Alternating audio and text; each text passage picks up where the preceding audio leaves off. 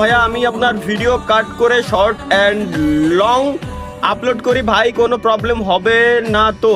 আপনারা কপি করেন, যত মন চায় কপি করেন। আমি ইউটিউবের অফিসিয়াল পার্টনার। আমি আমার ভিডিও ইউজ সব প্ল্যাটফর্মে আপনারা ইউজ করেন, টিকটক, ফেসবুক, ইউটিউব, যে কোনো প্ল্যাটফর্ম যেভাবে মন চায় আপনি ইউজ করেন, টেনশন নিয়েন না। বাই দ্য ওয়ে গাইস, আরেকটা কথা, আমি যেহেতু অফিসিয়াল পার্টনার, সো আমার কিছু প্লাস পয়েন্ট ইউটিউব আমাকে দিয়ে দেয়।